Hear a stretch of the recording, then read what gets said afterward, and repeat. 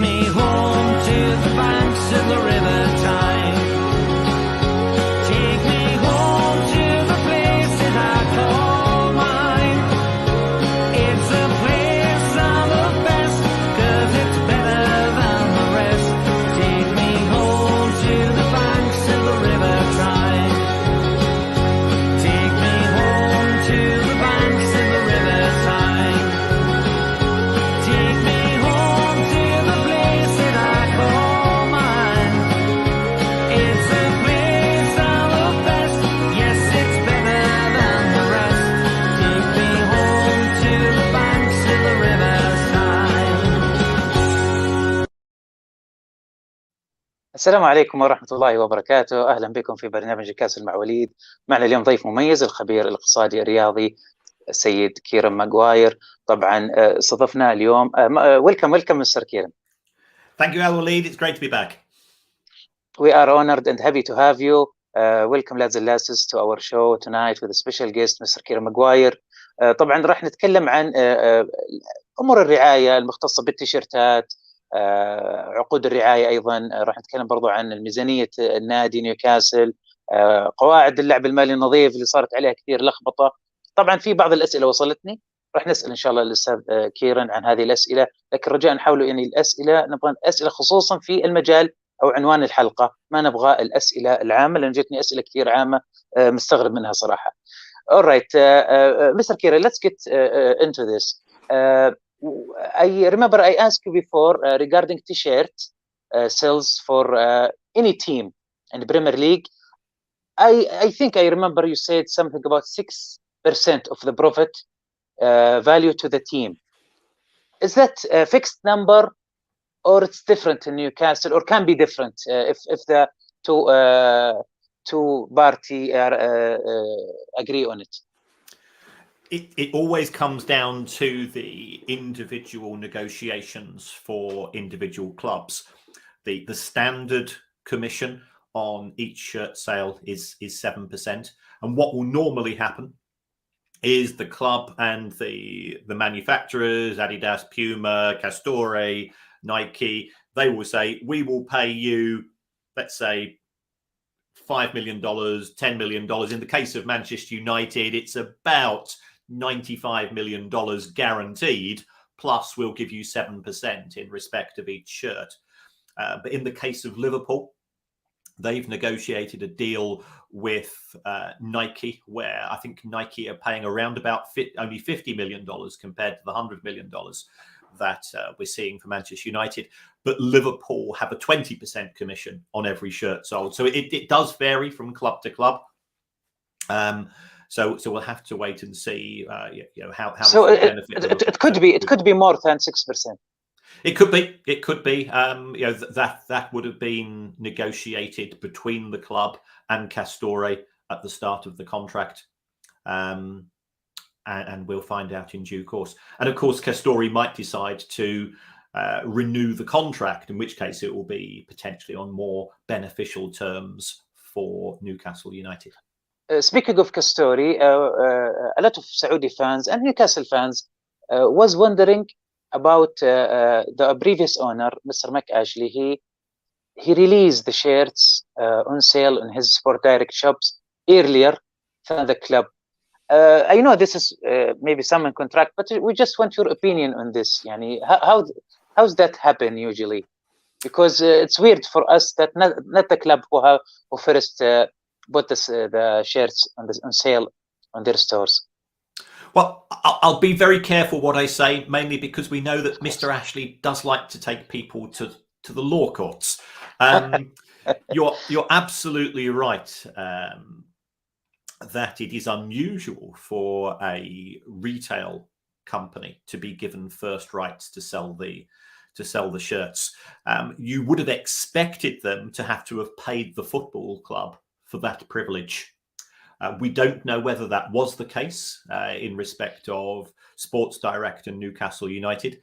I'm aware that Mr. Ashley was not necessarily the most popular owner amongst the fans, and indeed many fans have said they would not be prepared to buy any products from Sports Direct, given the poor relationship or the poor perceived relationship that the fan base had with Mr. Ashley and the way that he ran the club. So it is very unusual because the club likes to be involved with the sale. It attracts people to the club on the day that the sales are announced.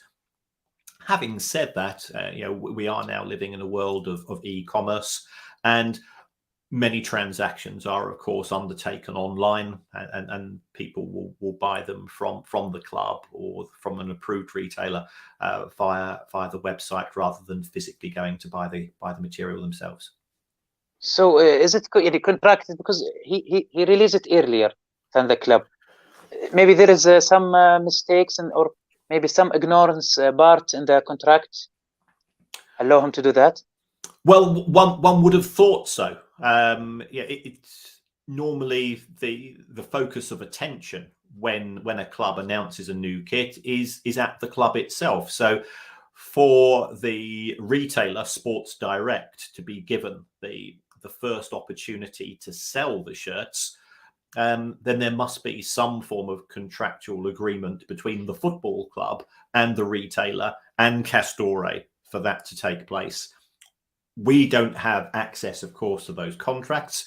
I think it would be.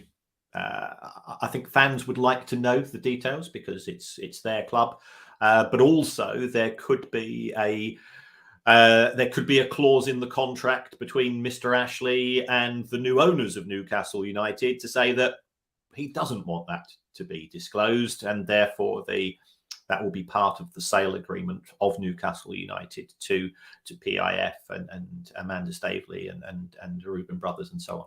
That's so makes sense. Let's move to the next topic, is the sponsorship. Now, as we hear last week, Noon is an electronic website to sell some. It's like Amazon in Saudi Arabia. It's a big company. But let's ask you first, Mr. Maguire. It's been said, you said specifically that the value of the deal is £7.5 million, and which is more than the main sponsor, Fan 88. So the common question is, how could any company, could any company owned by PIF sponsor Newcastle, and why they choose Noon?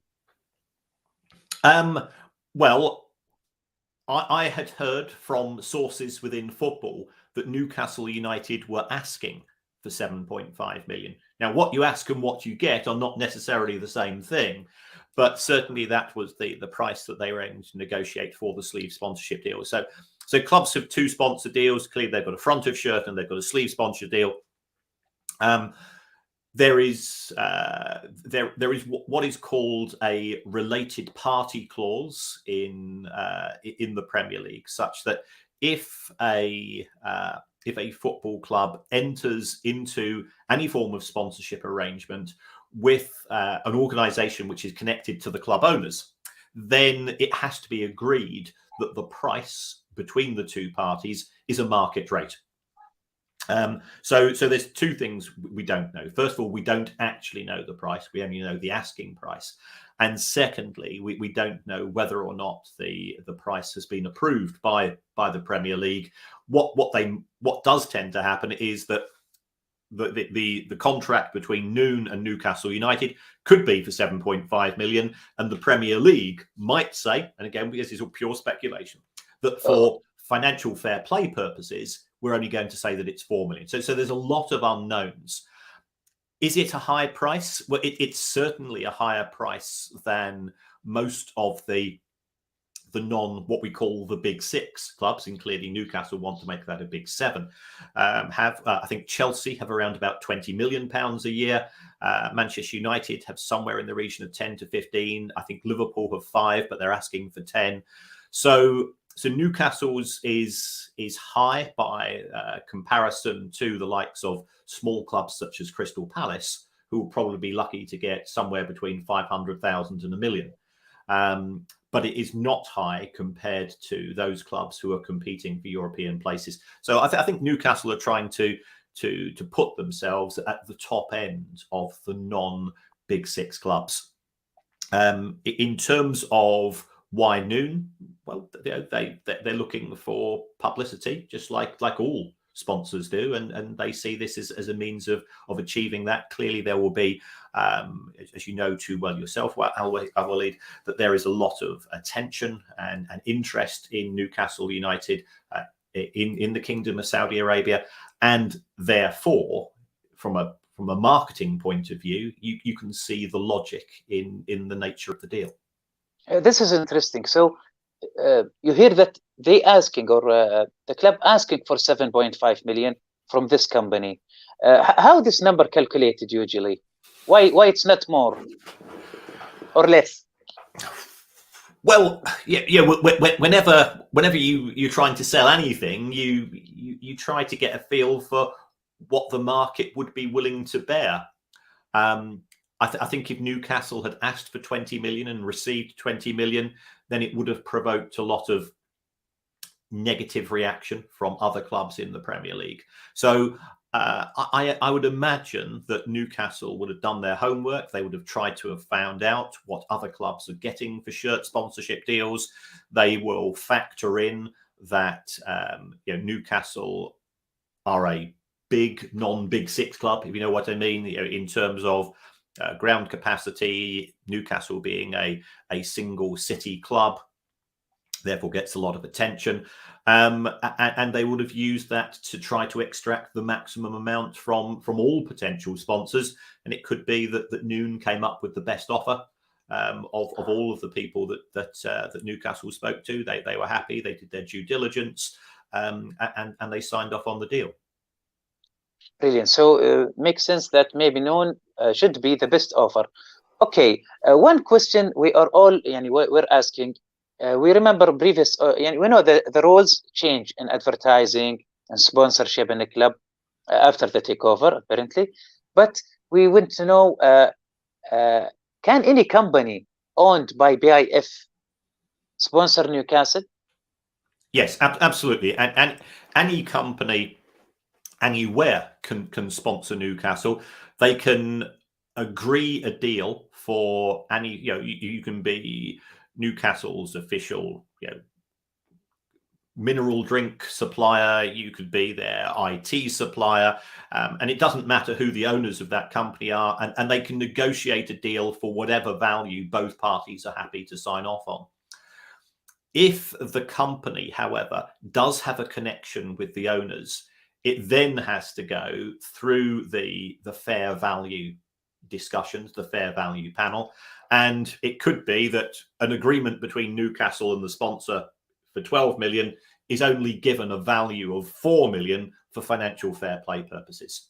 So there is absolutely nothing to stop Newcastle signing as many deals as they choose to do so with as many organisations connected with PIF as they choose to do so. So Noon owned by 50% by BIF. Let's say, hypothetically, if it's 100 owned by BIF, no harm in that. Can be a sponsor. Correct. Yes, absolutely. You can be. You can be a sponsor. And that is normal. We have, clearly we've got Manchester City with the links to Etihad. We have Leicester City with the links to King Power. We've got other clubs. Stoke City, owned by Bet365. They're sponsored by Bet365. The stadium is called the Bet365 Stadium. They've sold the stadium to the owners. All of this is within the rules. Can Aramco sponsor Newcastle? Because we heard from solid source, because Castrol and Premier League, they are oil engine sponsor the Premier League, that prevent Aramco from sponsor Newcastle. What you can tell us on that matter? No, Newcastle can be sponsored by Aramco. You have the Premier League's you have the Premier League sponsor of oil products, but there's nothing to stop a club from having their own. because the clubs have an obligation to maximise. So you can have the Premier League trophy alongside a sponsor's product, and then you give Newcastle United with the Newcastle United shirt and a separate deal with a competing product. That happens all the time. So if, for example, does it matter if the company, for example, owned by the country, or have, like Aramco, have some percentage owned by the country, doesn't interfere with the sponsor of the club?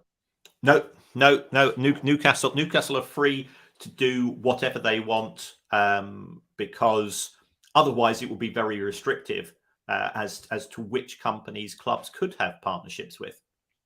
If the Premier League wants to sign a sports drink sponsorship deal with a company, that's fine, and that becomes the official Premier League sports drink. You can still have the official Newcastle United sports drink, which is a different one. The only issue would be is that it could be that the Premier League sometimes negotiate perimeter advertising deals with their senior sponsors. So it could be, for example, you might have to give 3 30-second the perimeter advertising with the LED lights. You might be committed to 2 or 3 of those for the Premier League sponsor in a match, which might be competing with your own, but that's a separate issue. The thing, if Aramco can sponsor Newcastle, doesn't it make sense Aramco will give more sponsor value than Noon, for example? Potentially. I mean, you'd have to speak to Aramco. They would and ask them what is the value for them of sponsoring Newcastle United. Okay. It could be that if Newcastle United go to the Kingdom of Saudi Arabia for a tour, that Aramco might sponsor the matches when they take place. So there are still opportunities. We could have both Noon and Aramco both be sponsoring Newcastle United, because they're operating in different industries, and therefore they would see themselves as being independent of one another. So this is brilliant, Mr. Maguire. We'll move now to the budget. We know we speak before about the budget and how Newcastle, if you remember how Newcastle can spend. Now the fans are worried, and they are unfortunately led by some of journalists. Some of the a lot of the fan believe this journalist talking about that the budget now is done, or Newcastle can't spend more, which is weird, because even Newcastle didn't mention how is the budget, didn't say how the budget is. So what you can tell us about how many you think left in the budget for Newcastle to not exceed the fair play, financial fair play? Newcastle United could easily spend 500 million if they wanted to. So without any issue with the financial fair play.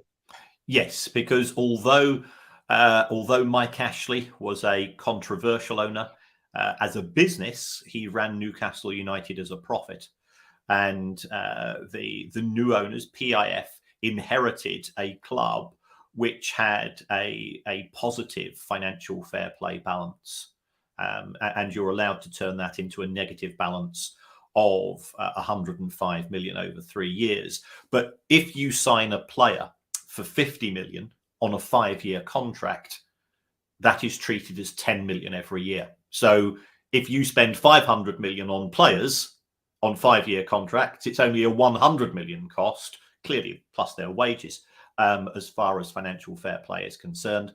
And Newcastle could potentially absorb that, especially if they have more match day revenue. People are willing to, people want to go to more matches. They've got more sponsorship income, If they get into Europe, if they get into Europa League, then you're looking at around about, I would say, 30 to 40 million from a good run in the Europa League. If you get into the Champions League, if you get to the final, you'll probably be making in total around about 150 million in terms of prize money, additional match day revenue, sponsors, bonuses, and so on. So there's a lot of scope to spend money. In your opinion, why some of the journalists, well-known journalists, says that it's already done the budget and Newcastle have to sell to buy? Why do you think? They certainly don't need to sell to buy from a financial fair play perspective. I think what Newcastle are worried about is that if they say to journalists, yes, we do have 500 million to spend, then if you were selling to Newcastle, if you had a player who you might normally ask for 20 million, you say, okay, there's a Newcastle tax. We're going to ask 30 million from them. So I think Newcastle are deliberately using their relationships with journalists as a strategy to try to reduce the expectations of fans and other clubs that Newcastle are just going to write a blank checkbook. If we take a look at what happened at Chelsea and Manchester City when their owners came in, they spent an awful lot of money and they effectively paid these extra amounts, and it wasn't great, and that was before financial fair play. So Newcastle are always concerned. The last thing you want to do is to sign a player for 10 or 20 million more than they're worth. They then don't turn out to be very good. You've committed to pay them a salary of 6, 7, 8 million a year. So no other clubs will then want to sign them because the player won't want to move because they don't want to take a pay cut. So this is the fear of Newcastle. It's not that they can't spend money. What they don't want to do is to spend the money. It doesn't work, and then they have to wait 3 or 4 years to get rid of that player because he's on a big contract. If you look to see what's happened at Everton, when they had a new owner came in, Farhad Moshiri, in 2016, they spent 568 million in 4 years on new players. And a lot of those players were very, very poor. And they then get into a financial fair play position because in years 1 and 2, you're fine. But then you find that because you can't move those players on, that you're stuck with them. And that stops you from spending money in those future years. This is superb, Mr. Maguire.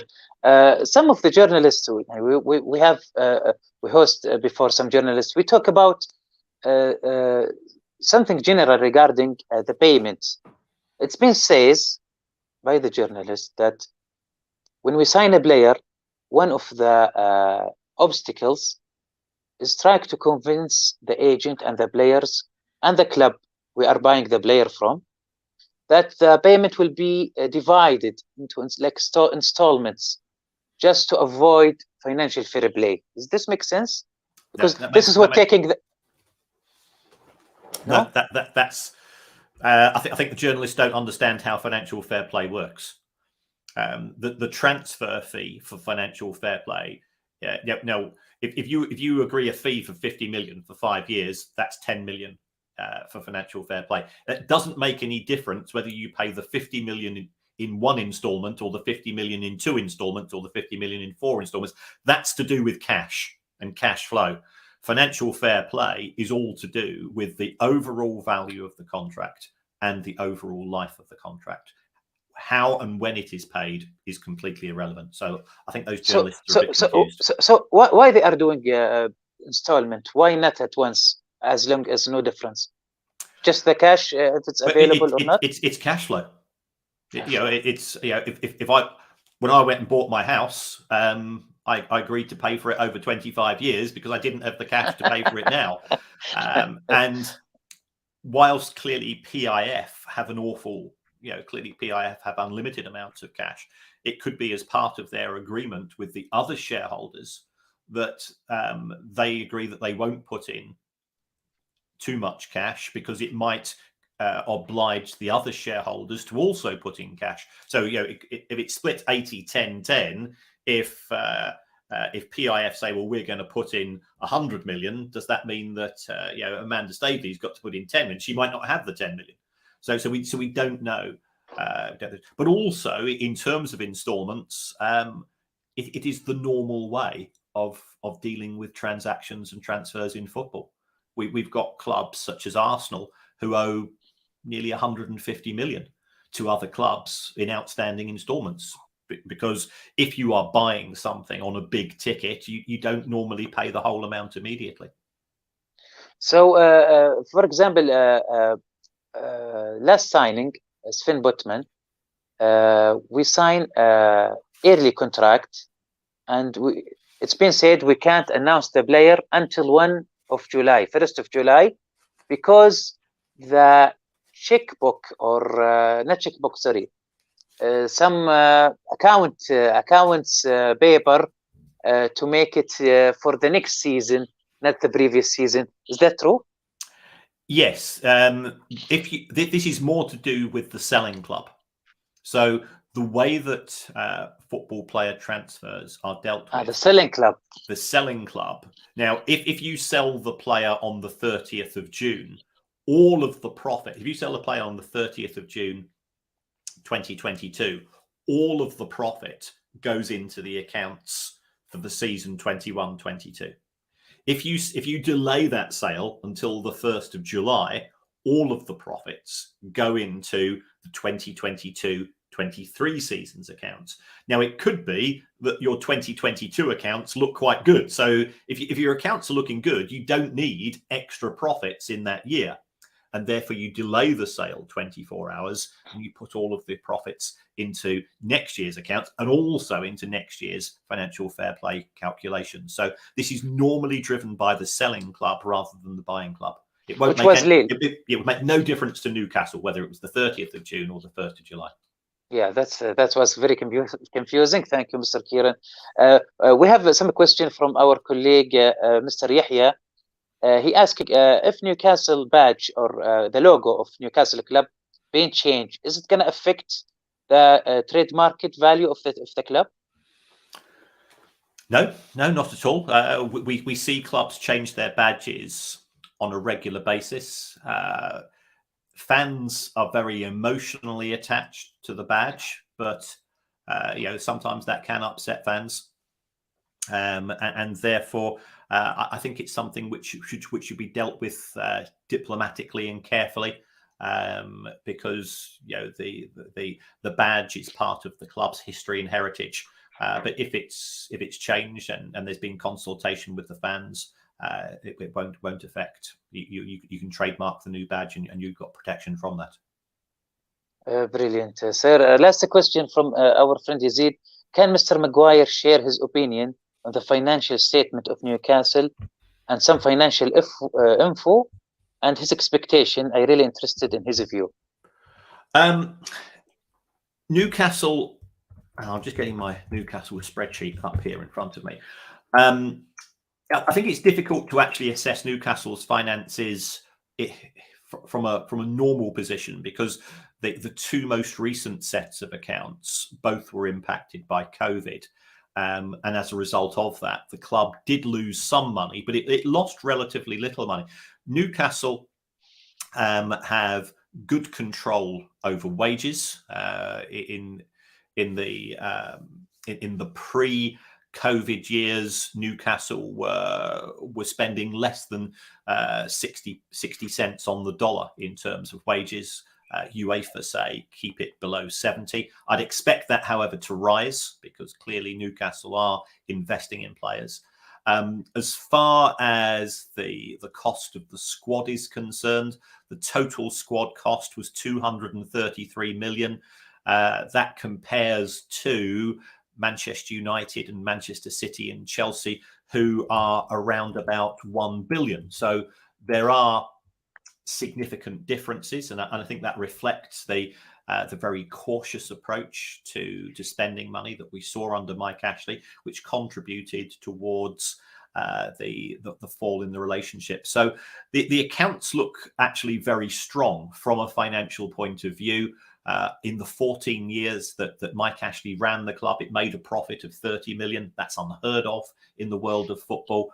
But you don't get any trophies. You don't get any, you don't get any excitement for having a strong a strong income statement or a strong balance sheet.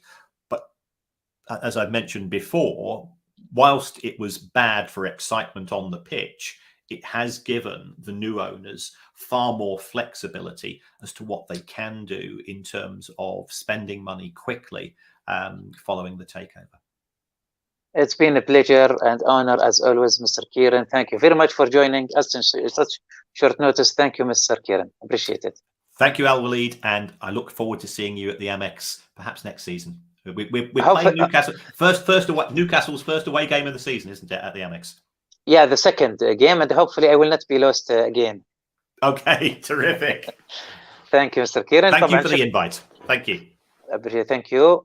طبعا كان معنا السيد كيران ماغواير، الخبير الاقتصادي الرياضي، برنامج برايس اوف فوتبول. طبعا راح نترجم ان شاء الله اهم النقاط اللي ذكرها ان شاء الله، وراح نشوف عاد نعملها مثلا سبيس او على هيئة تغريدات ان شاء الله اليوم باذن الله. شكرا للاستماع، نراكم قريبا ان شاء الله.